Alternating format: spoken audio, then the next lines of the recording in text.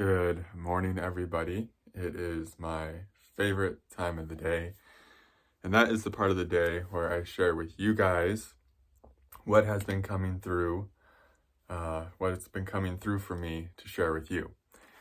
And the primary theme of today's video is that it really feels like we're in a pressure cooker right now.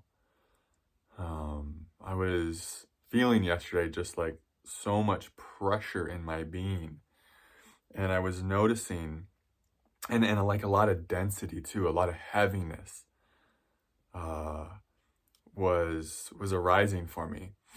And I was noticing, and I wrote down, it's not the light coming into us that's heavy, right?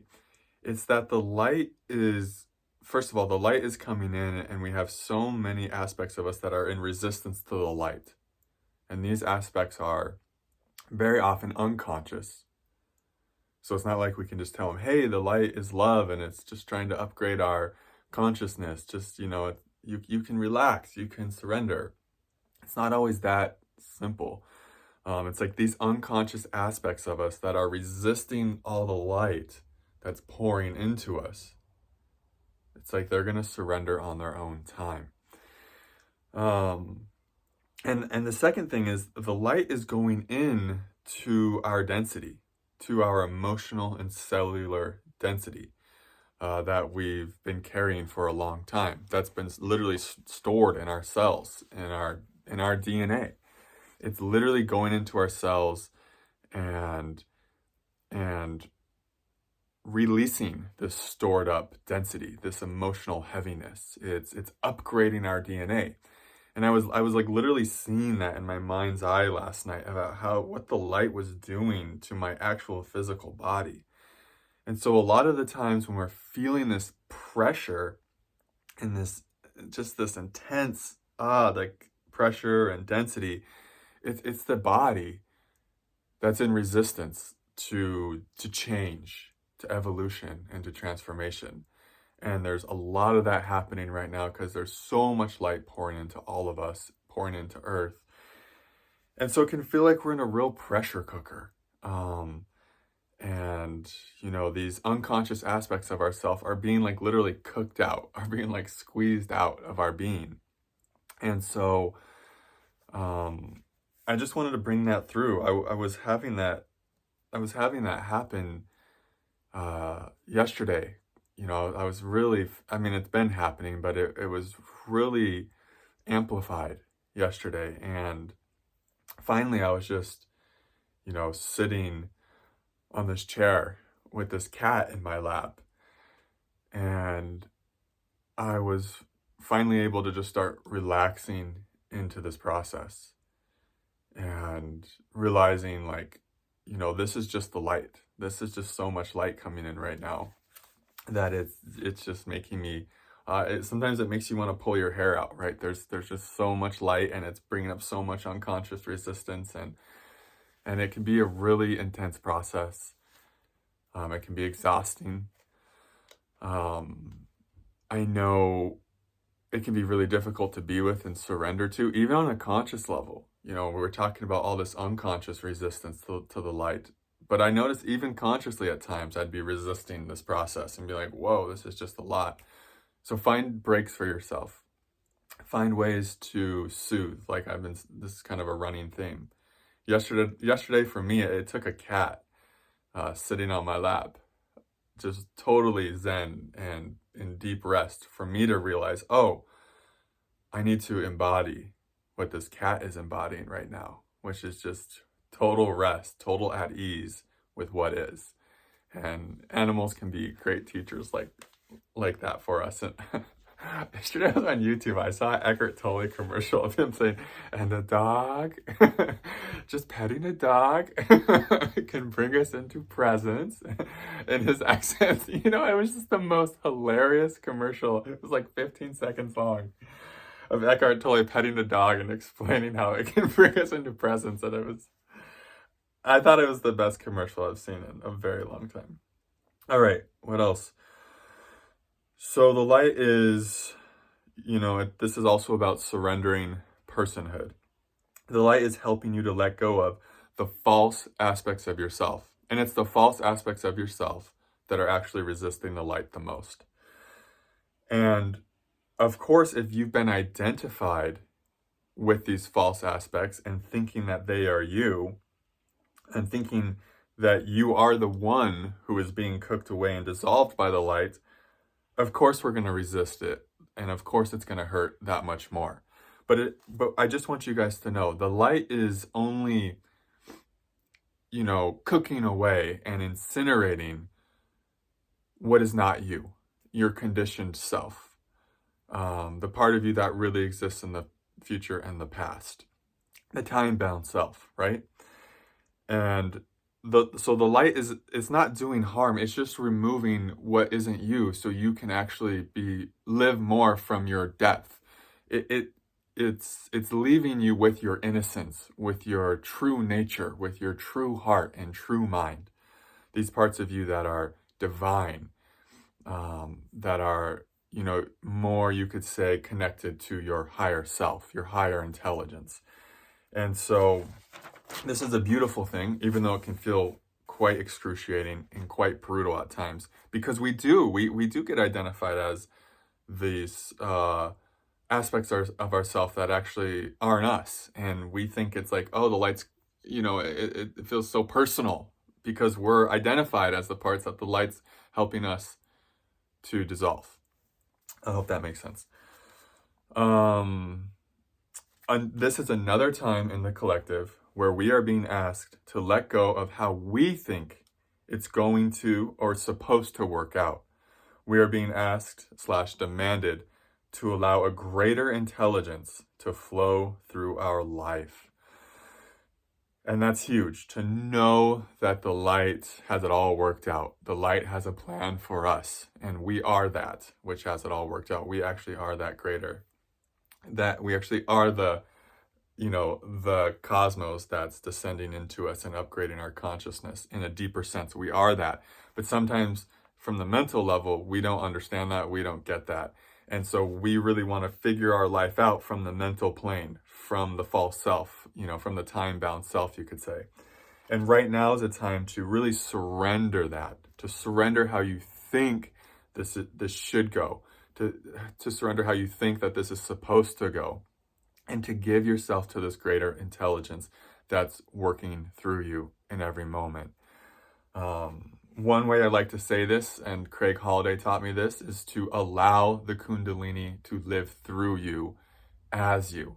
And you can substitute the word Kundalini for universe, for higher self, for God, whatever resonates with you, right? All right. The next one is we're being invited to temporarily surrender our personal desires, as painful as that might be.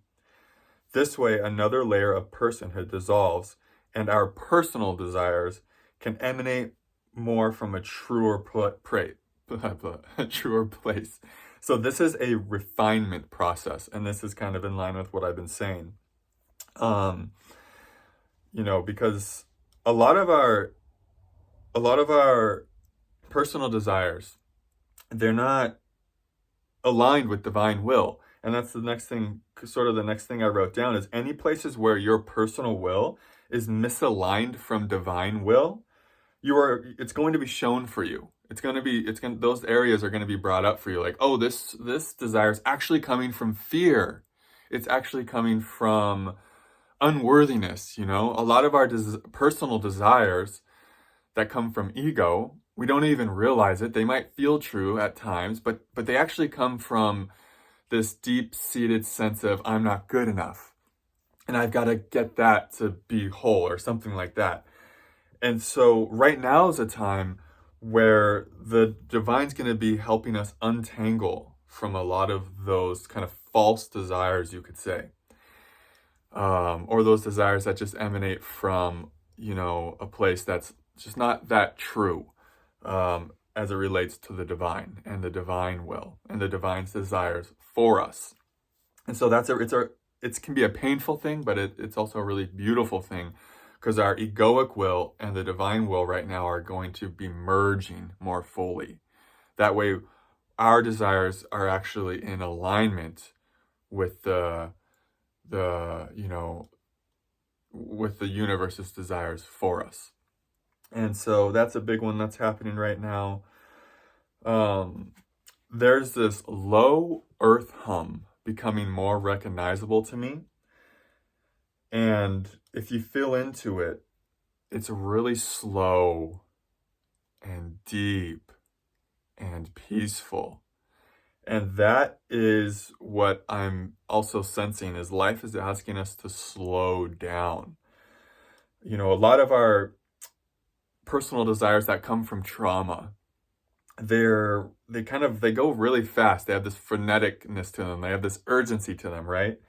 And to notice that anything in your body that's wanting to go really fast and to get that thing right now, and I need a relationship in this moment, or I need to manifest money right now, or I need whatever the thing is, I need to be seen right now.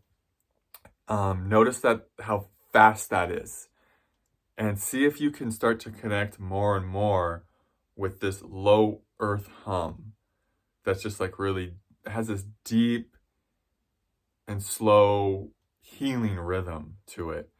And because that's what the trauma really wants. It wants to connect with something calm and peaceful, that has depth, that's loving, right? It's like a lot of times the trauma thinks it wants this thing, but it'll get it and it won't be enough because it's not the thing that's going to heal it. And then it'll just shift to, I need this now, and I need this now. And actually what the trauma really needs is to be met by a slow, loving, and deep, like this depth of presence, you could say. And that's actually the most satisfying thing for these parts of us that are like really in a hurry and really urgent and frenetic. It's like just actually slowness and peace is like so fulfilling for these parts. And then from there, yeah, what do you desire from there, from that place where you're already feeling whole and at peace, where it's not trauma running the show anymore, and so that's a big thing that's happening. I'll try to get through this. Seems like there's a lot. Allow yourself to be deconstructed so that the divine can rebuild you, so that the divine mother can rebuild you more in her image. Just kind of feeling into what that means for you. Be willing to die into the divine every day. Every day it feels like we probably need to be willing to die, to let who we think we are go, to really, kind of merge with this process. It's like we have to become comfortable with just death, continual death and rebirth. And it seems like it might even be happening faster and faster right now. So I've had to just keep letting go of so many ideas about myself and my life and how it's supposed to look and how it's supposed to flow, because life is just teaching me every day. It's like, oh, actually, I don't know. And I kind of love not knowing it. It's actually really enjoyable in a deeper sense to just be a part of the mystery of life. And so the next one is, life may be presenting you a lot of scarcity and lack to help trigger and transmute survival fears and energies. So if you find yourself, maybe you don't have enough money, or maybe you're really lonely and you're lacking connection at times, or you're just in these circumstances that are really difficult for the human, for the mind, try not to take this personally, or try not to feel like you're doing anything wrong here. My sense was, what was coming through for me is life is just helping trigger up a lot of our fear of survival, like wounds and energies. And I was feeling that, like just a lot of survival fear was coming up yesterday. And it was really intense. But once I saw it for what it was, I was like, oh, this is just survival fear. Okay, what does this survival fear need? And I just started like breathing so much love into it, and just really connecting with this inner mantra of I love you and you're safe. It's like these survival fears, they just want to know that they're safe, that everything's okay. And so the temptation is to act from the survival fears, and to, I got to do all this to be safe. But actually the deeper thing is, and I want to say, yeah, if you need to do things, do them, of course. But the deeper part of this is actually, can we hold those survival fears in loving tenderness? and bring a sense of peace to them, right? Yeah, and it just kind of, to finish up here, we typically go as far as we can with each layer of personal self until we are forced to surrender that layer. Kind of a theme here. And the more you're in a state of surrender, the more your field becomes saturated with inspiration and insight, because you're tuning into a receptive state of being. And these energies right now are going to be showing us where we are blocked when it comes from receiving. When it comes to receiving.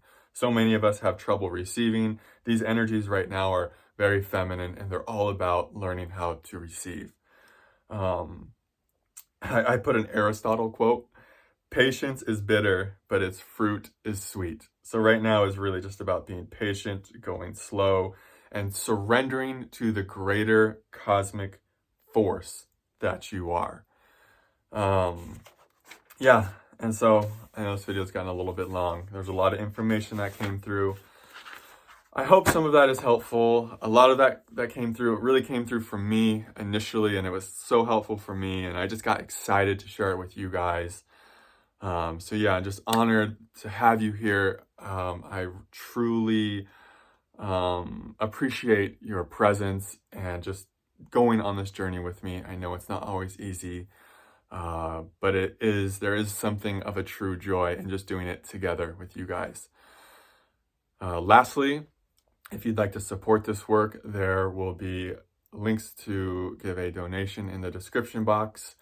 And there's also donations to book sessions with me if that is something that calls to your heart.